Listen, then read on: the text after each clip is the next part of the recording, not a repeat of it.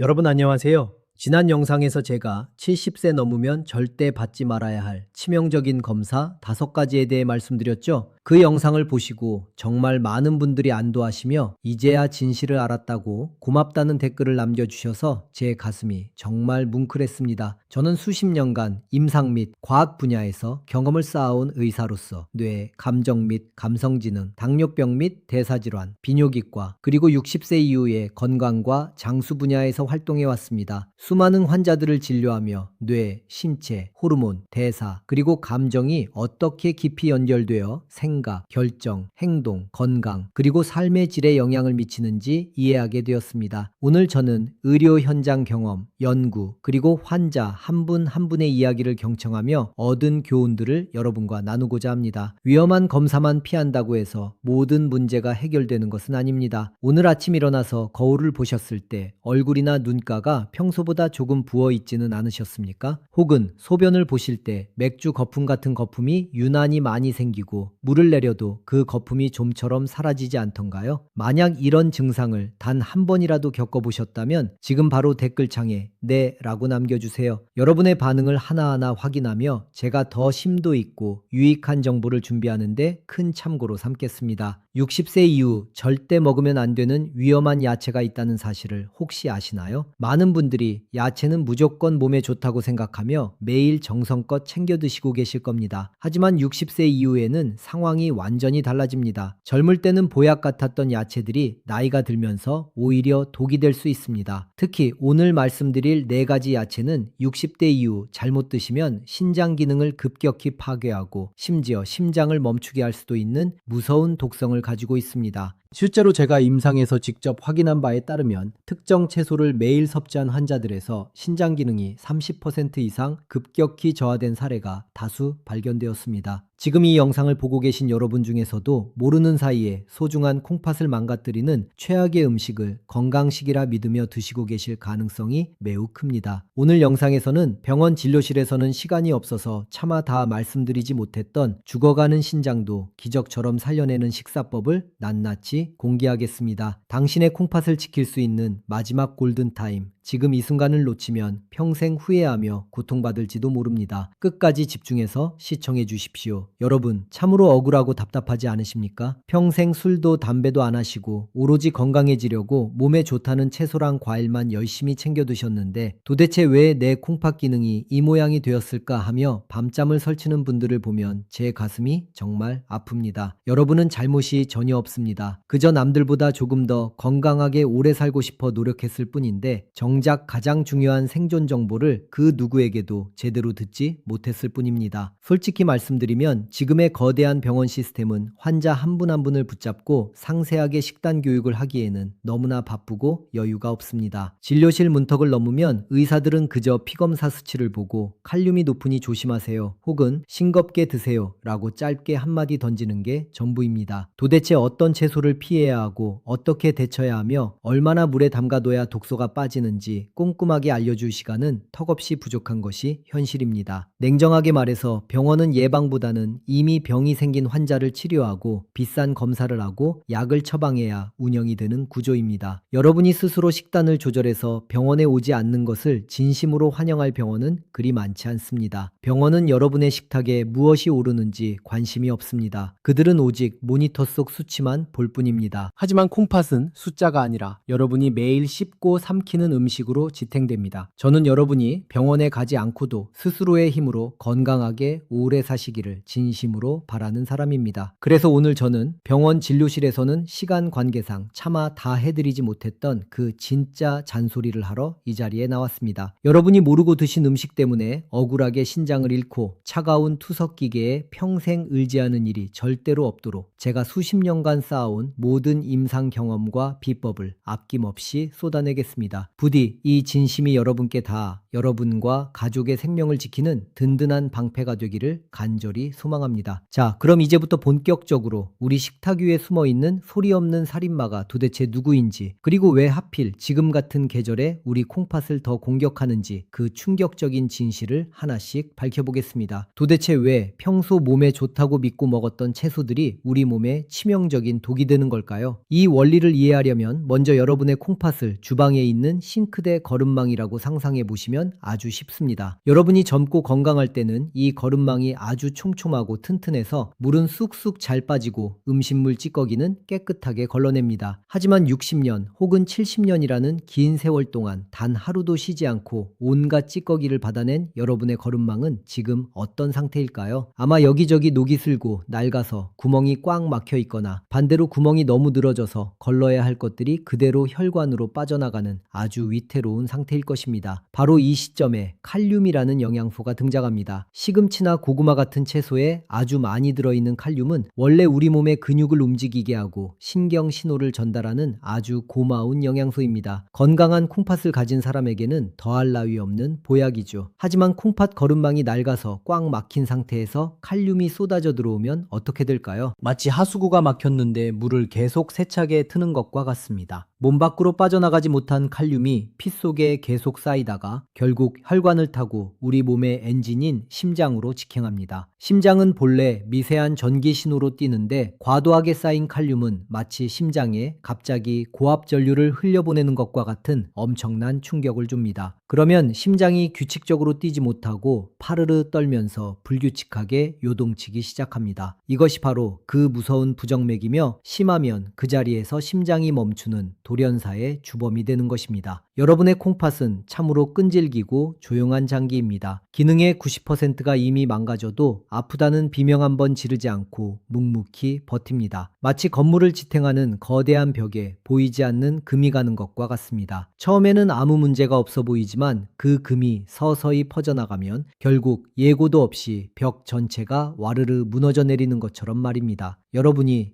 몸이 좀 이상한데? 라고 느낄 때쯤이면 이미 상황은 쉽게 되돌릴 수 없게 되어 평생 차가운 투섭기계에 의지해야 할 수도 있습니다. 제가 의사로서 가장 가슴 아픈 순간이 언제인지 아십니까? 신장이 다 망가져서 평생 투섭기를 달게 된 환자분이 퉁퉁 부은 손으로 제 손을 잡고 울먹이며 말씀하실 때입니다. 선생님, 저는 평소에 술도 안 마시고 담배도 안 피웠습니다. 몸에 좋다는 야채랑 과일만 정말 열심히 챙겨 먹었는데 도대체 왜 제 콩팥이 이렇게 썩어버린 겁니까? 라고 말이죠. 정말 억울한 일입니다. 그분은 잘못한 게 없습니다. 그저 남들보다 조금 더 건강해지려고 노력했을 뿐이니까요. 그래서 오늘 제가 병원 진료실에서는 시간 관계상 다 해드리지 못했던 그 진짜 이야기를 하려고 합니다. 여러분이 모르고 드신 음식 때문에 억울하게 신장을 잃고 고통받지 않도록 제가 알고 있는 모든 임상 경험과 비법을 쏟아내겠습니다. 콩팥은 우리 몸의 정수기 필터와 같습니다. 필터가 막히면 온몸의 독소가 퍼지는 법입니다.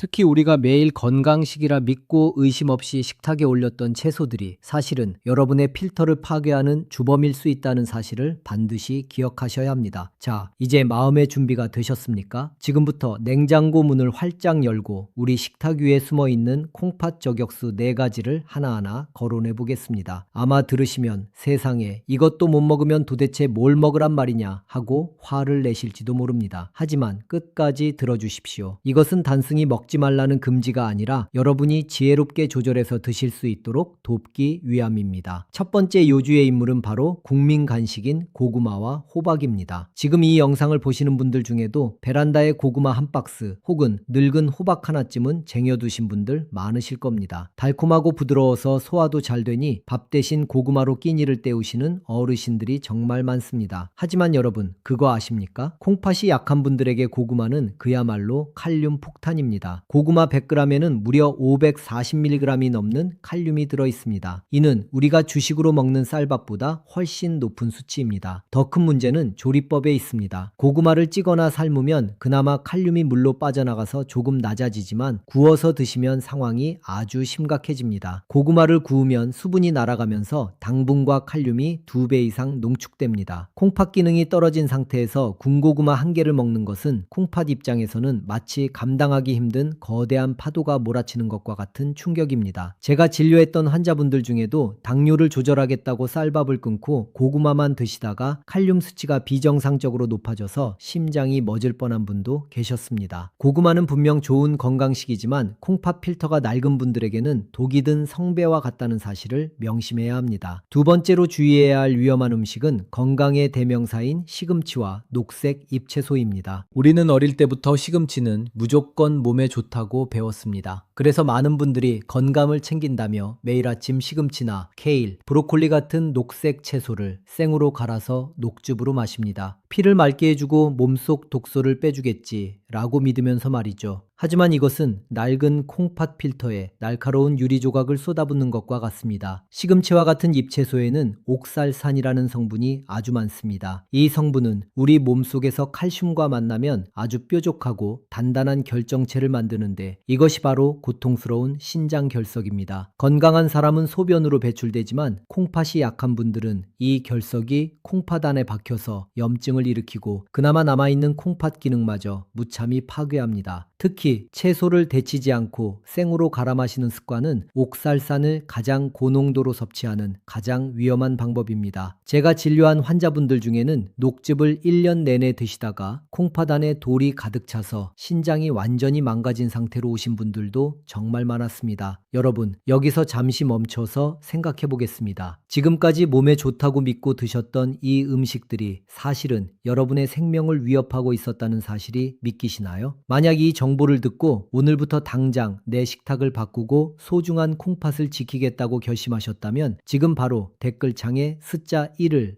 남겨주십시오. 여러분의 그 작은 숫자 하나가 스스로를 살리고 사랑하는 가족을 지키겠다는 위대한 약속이 될 것입니다. 많은 분들이 녹즙이나 생채소가 몸속 독소를 제거하는 해독 주스라고 생각하시지만 콩팥이 약한 노년층에게는 오히려 해독 주스가 아닌 살상 주스가 될 수 있습니다. 콩팥은 한번 손상되면 재생이 거의 불가능한 장기입니다. 그런데 우리는 좋다는 말만 듣고 정작 내 몸의 필터가 견딜 수 있는 양인지 확인하지 않았습니다. 시금치를 드시더라도 반드시 끓는 물에 데쳐서 옥살산을 제거하고 드셔야 하는데 그런 세세한 조리법까지 병원에서는 알려주지 않습니다. 고구마와 시금치 이 두 가지는 우리 식탁에서 정말 흔하게 볼 수 있는 식재료들입니다. 하지만 콩팥의 관점에서 보면 이것들은 아주 까다롭고 위험한 훈님입니다. 내 몸의 필터가 감당할 수 없을 만큼 많은 칼륨과 옥살산이 한꺼번에 들어오면 결국 필터는 터져버리고 맙니다. 여러분의 건강을 위해 노력했던 행동들이 오히려 병을 키우고 있었다는 사실이 얼마나 억울합니까? 하지만 이제라도 알았으니 괜찮습니다. 지금부터 하나씩 바로잡아 나가면 됩니다. 세 번째, 위험한 음식의 정체를 밝히겠습니다. 그것은 바로 비타민 C가 풍부하여 건강에 좋다고 믿고 의심 없이 먹는 과일인 귤입니다. 과일은 자연이 준 선물이지만 콩팥 기능이 떨어진 분들에게는 때로 가혹한 형벌이 될 수 있습니다. 귤의 가장 큰 문제는 바로 그 크기가 작고 먹기 편하다는 점에 있습니다. 하나를 먹으면 배가 부르지 않으니 텔레비전을 보면서 무심코 하나, 두 개 까먹다 보면 어느새 10개 혹은 20개를 훌쩍 넘기게 됩니다. 귤 2개에 들어있는 칼륨의 양은 밥 한 공기에 들어있는 양보다 훨씬 많습니다. 그런데 만약 여러분이 앉은 자리에서 10개를 드신다면 어떻게 될까요? 여러분의 낡은 콩팥 필터는 쉴 새 없이 밀려드는 칼륨을 처리하느라 비명을 지르게 됩니다. 실제로 저를 찾아오는 어르신들 중에 손발이 갑자기 저리거나 가슴이 답답하다고 호소하시는 분들의 식단을 살펴보면 열의 8, 9은 과일을 박스째 옆에 끼고 사시는 분들입니다. 적당히 먹으면 보약이지만 조절하지 못하면 독약이 된다는 사실을 반드시 기억하십시오. 마지막 네 번째로 지목할 최악의 음식은 한국인의 소울푸드라고 불리는 국물 요리와 장아찌입니다. 뜨끈한 김치찌개나 된장찌개 그리고 얼큰한 탕국물은 우리에게 큰 위로를 줍니다. 하지만 콩팥 입장에서는 이보다 더 가혹한 구문이 없습니다. 찌개와 탕의 국물은 말 그대로 소금물, 즉 나트륨 덩어리이기 때문입니다. 콩팥의 가장 중요한 역할 중 하나는 우리 몸속의 수분과 염분의 균형을 맞추는 것입니다. 그런데 짠 국물이 피 속으로 쏟아져 들어오면 혈관 속에 압력이 치솟습니다. 높아진 혈압은 콩팥 안에 있는 아주 미세한 혈관들을 짓누르고 터뜨립니다. 마치 얇은 풍선에 물을 계속 억지로 넣으면 결국 팡 하고 터지는 것과 같습니다. 게다가 입맛이 없다고 물에 밥을 말아 짭짤한 장아찌나 젓갈을 얹어 드시는 습관은 여러분의 소중한 콩팥을 소금물에 통째로 절이는 것과 다를 바 없습니다. 자, 제 말이 혹시 너무 과장된 경고처럼 들리시나요? 설마 음식 좀 짜게 먹고 고구마 좀 더 먹었다고 큰일이 나겠어? 라고 생각하시는 분들을 위해 제가 직접 진료했던 68세 박상철님의 실제 사연을 들려드리겠습니다. 박 선생님은 평소 나는 또래보다 훨씬 젊고 튼튼하다며 매주 주말마다 등산을 즐기시던 아주 건강한 분이었습니다. 사건이 일어난 그날도 박 선생님은 평소처럼 산행을 마치고 내려오셨습니다. 그리고 꽁꽁 뭉친 근육을 풀겠다며 하산하자마자 동네 사우나로 향하셨고 뜨거운 탕 안에서 땀을 푹 빼셨습니다. 바로 여기가 첫 번째 큰 실수였습니다. 이미 등산을 하며 수분이 많이 빠져나간 상태에서 사우나까지 하셨으니 몸속 수분은 바닥이 난 탈수 상태가 된 것입니다. 집에 돌아온 박 선생님은 갈증도 나고 출출하기도 해서 평소 건강 비결이라고 굳게 믿었던 고농축 케일 녹즙 한 잔을 벌컥벌컥 들이키셨습니다. 그리고 식탁 위에 있던 따뜻한 고구마 2개를 아주 맛있게 드셨습니다. 그런데 소파에 앉아 쉬던 중 갑자기 가슴을 쥐어짜는 듯한 극심한 통증과 함께 눈앞이 캄캄해지며 그대로 의식을 잃고 쓰러지셨습니다. 천만다행으로 가족이 빨리 발견하여 응급실로 실려가셨지만 진단 결과는 실로 충격적이었습니다. 병명은 고칼륨 혈증에 의한 심정지 전 단계였습니다. 응급실 의사는 이렇게 설명했습니다. 환자분은 연세가 있으셔서 콩팥 기능이 이미 예전 같지 않은데 심한 운동과 사우나로 인해 소변이 전혀 만들어지지 않는 상황이었습니다. 그런 위험한 상태에서 칼륨 덩어리인 녹즙과 고구마가 들어가니 심장에 직격탄을 날린 것입니다. 깨어난 박 선생님은 억울해서 눈물을 흘리셨습니다. 나는 그저 더 건강해지려고 몸에 좋다는 것들만 찾아 먹었는데 그게 내 심장을 멈추게 할 독약인 줄은 꿈에도 몰랐다며 말입니다. 무지가 때로는 가장 무서운 적이 되기도 합니다. 우리가 건강을 위해 했던 노력들이 오히려 우리를 죽음의 문턱까지 밀어넣을 수 있다는 사실 얼마나 소름 끼치는 일입니까? 다행히 박 선생님은 이 사건 이후 저와 상담하며 식단을 완전히 바꾸셨고 지금은 그 누구보다 건강한 콩팥을 유지하고 계십니다. 자, 그렇다면 이제 궁금하실 겁니다. 고구마와 시금치 그리고 귤과 국물을 대신하여 죽어가던 박 선생님의 콩팥을 살려낸 그 기적의 음식들은 도대체 무엇일까요? 이어지는 내용에서는 콩팥 속에 쌓인 독소를 깨끗이 빼내고 죽어가는 세포를 다시 살려내는 보물 같은 채소 4가지를 아낌없이 공개하겠습니다. 병원에서는 신장이 한번 나빠지면 나중에 투석해야 한다는 무서운 소리만 겁주듯 합니다. 하지만 우리 조상들은 오래전부터 밥상에서 그 답을 찾아왔습니다. 약식 동원이라는 말이 있지요. 음식과 약은 그 뿌리가 같다는 뜻입니다. 제가 오늘 말씀드리는 이 4가지 채소는 여러분의 콩팥을 괴롭히던 칼륨과 나트륨의 독소를 부드럽게 중화시키고 지친 세포들에게 생명의 에너지를 공급해 줄 것입니다. 그 첫 번째 주인공은 바로 오이입니다. 많은 분들이 오이를 그저 물만 많은 채소라고 우습게 보시곤 합니다. 하지만 천만의 말씀입니다. 콩팥 필터가 낡고 지친 분들에게 오이는 천연 해독제이자 가장 안전한 수분 공급원입니다. 특히 우리 몸은 노화가 진행될수록 갈증을 느끼는 감각이 둔해지는데요. 그래서 어르신들은 본인도 모르는 사이에 몸속 수분이 말라가는 만성 탈수 상태에 빠지기 쉽습니다. 이때 갑자기 맹물을 많이 마시면 오히려 낡은 콩팥 필터가 부어오르고 큰 부담을 느끼게 됩니다. 하지만 오이는 다릅니다. 오이의 수분은 세포 속으로 아주 천천히 그리고 안전하게 스며듭니다. 무엇보다 오이 속에는 실리카라는 특별한 성분이 아주 풍부하게 들어있습니다. 이 실리카는 콩팥의 결합 조직을 튼튼하게 만들어주고 몸속에 쌓여 신장을 괴롭히는 요산이라는 독소를 소변으로 부드럽게 씻어내는 탁월한 능력을 발휘합니다. 마치 낡은 콩팥 필터 틈새에 낀 끈적한 찌꺼기를 아주 부드러운 솔로 닦아내는 것과 같습니다. 앞서 말씀드린 박상철님께서 등산 후에 드셨던 그 진한 녹즙 대신에 생오이 1개를 천천히 씹어 드셨다면 어땠을까요? 아마 심장이 멈추는 비극적인 일은 절대 일어나지 않았을 것입니다. 단 여기서 주의하실 점이 있습니다. 오이를 드실 때 고추장에 푹 찍어 드시거나 짭짤한 오이 소박이로 드시면 절대 안 됩니다. 아무것도 찍지 말고 오이 본연의 맛을 느끼며 그냥 드시는 것이 여러분의 콩팥에는 세상 그 어떤 보약보다 좋습니다. 두 번째로 공개할 보물은 바로 양배추입니다. 양배추가 위장에 좋다는 것은 대한민국 국민이라면 누구나 아는 사실이죠. 하지만 양배추는 콩팥 환자들 사이에서 주방에 있는 천연 투석기라고 불릴 정도로 신장에 엄청난 이로움을 주는 채소입니다.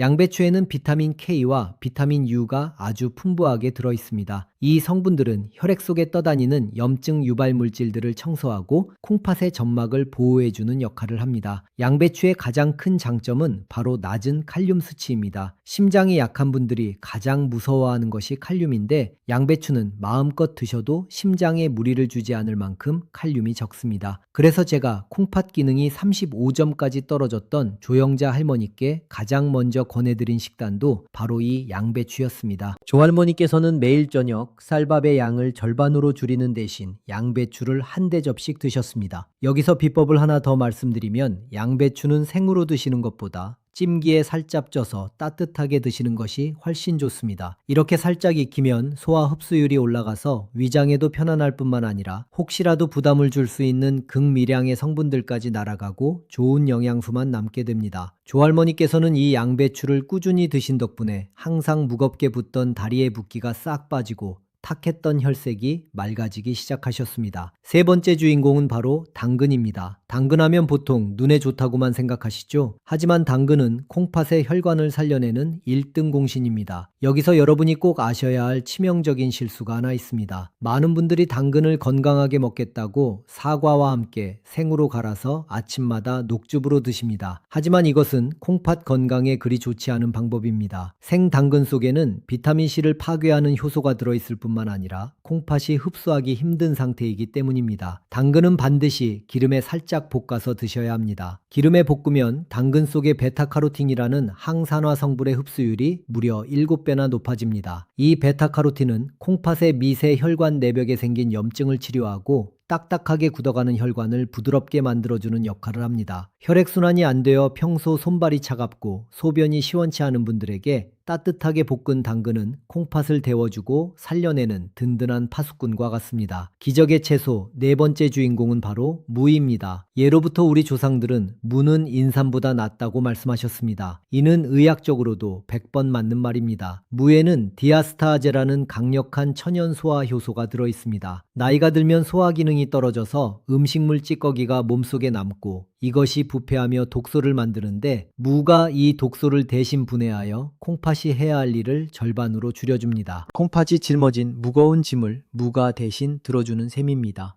또한 무는 천연 이뇨제의 역할을 하여 소변을 시원하게 나오게 도와주면서도 칼륨 걱정 없이 마음껏 드실 수 있는 몇 안 되는 효자 채소입니다. 박상철님이나 조영자 할머니처럼 콩팥이 약하신 분들에게 제가 가장 강력하게 추천하는 메뉴가 바로 시원하게 끓인 맑은 무국입니다. 단, 후금간은 거의 하지 마시고 무 자체의 시원하고 달한 맛으로 드셔야 합니다. 이렇게 드시면 몸의 붓기가 싹 빠지고 소변 거품이 사라지는 것을 단 며칠 만에 직접 눈으로 확인하실 수 있습니다. 자, 이제부터가 정말 중요합니다. 아무리 몸에 좋은 보약이라도 잘못 다루면 독약이 된다는 옛말이 있지요. 앞서 말씀드린 보물 같은 채소들도 콩팥이 약한 분들은 그냥 드시면 절대로 안 됩니다. 병원 의사들은 진료 시간이 짧아서 절대 세세하게 알려주지 않는 콩팥을 살리는 결정적인 조리 비법 2가지를 지금 바로 가슴에 새기십시오. 이것은 선택이 아니라 여러분의 생존을 위한 필수 원칙입니다. 첫 번째 원칙은 바로 칼륨 빼기입니다. 채소에 들어있는 칼륨은 물에 아주 잘 녹는 성질이 있습니다. 이 성질을 영리하게 이용해야 합니다. 재료를 손질할 때 평소보다 더 잘게 썰어서 미지근한 물에 최소 2시간 이상 푹 담가 두시는 것입니다. 이렇게만 해도 채소에 숨어있는 칼륨의 30%가 물로 빠져나갑니다. 더 확실한 방법은 끓는 물에 채소를 충분히 데친 다음 그 데친 물은 절대 드시지 말고 과감하게 버리는 것입니다. 많은 어르신들이 채소 삶은 물에 영양가가 다 들어있다고 생각해서 그 물로 밥을 짓거나 국을 끓이시는데 콩팥이 약한 분들에게 그 물은 액기스로 뽑아낸 독약이나 다름없습니다. 아깝다는 생각은 접어두시고 미련 없이 버리셔야 여러분의 콩팥이 숨을 쉴 수 있습니다. 두 번째 원칙은 국물과의 완전한 이별입니다. 한국인의 식탁에서 뜨끈한 국이나 찌개가 빠지면 섭섭한 거 저도 잘 압니다. 하지만 앞서 말씀드린 무와 양배추로 국을 끓이실 때도 국물보다는 건더기 위주로 드시는 습관을 들이셔야 합니다. 국물에는 재료에서 빠져나온 칼륨과 조리 중에 넣은 소금이 고농도로 녹아 있습니다. 조영자 할머니께서 신장 수치를 기적적으로 끌어올릴 수 있었던 가장 큰 비결도 바로 여기에 있었습니다. 할머니는 국을 끓이되 국그릇을 아주 작은 종지 그릇으로 바꾸셨고 오직 젓가락만 사용하여 건더기만 건져 드셨습니다. 처음에는 뻑뻑하고 맛이 없어서 힘들었지만 딱 일주일이 지나자 아침마다 퉁퉁 붓던 얼굴이 홀쭉해지고 몸이 깃털처럼 가벼워지는 것을 느끼셨다고 합니다. 자, 이제 마지막 순간입니다. 과일과 채소의 독소를 빼내고 밥상을 바꾼 지 정확히 1년이라는 시간이 지난 후 72세 조영자 할머니의 몸에는 어떤 기적이 일어났을까요? 사실 처음 시작할 때만 해도 할머니께서는 평생 먹어온 얼큰하고 짭짤한 음식을 버리는 것이 결코 쉽지 않다며 눈시울을 붉히셨습니다. 하지만 할머니께서는 저를 믿고 딱 3개월만 버텨보자며 굳은 의지를 보여주셨죠. 그렇게 한 달, 두 달 정성이 쌓이자 아침마다 돌덩이처럼 무겁고 퉁퉁 붓던 다리가 거짓말처럼 가벼워졌고 밤새 화장실을 들락거리느라 설치던 잠도 푹 주무시게 되었습니다. 그리고 운명의 검사날 진료실 모니터에 뜬 수치를 보고 저는 제 눈을 의심했습니다. 처음 오셨을 때 위험 수준인 35점까지 곤두박질 쳤던 신장기능 점수가 1년 만에 무려 50점이라는 놀라운 수치를 기록했기 때문입니다. 이미 망가진 콩팥세포가 마법처럼 새로 생겨난 것은 아닙니다. 하지만 콩팥을 괴롭히던 칼륨과 소금의 독이 사라지자 남은 세포들이 최상의 환경에서 그 능력을 마음껏 발휘하게 된 것입니다.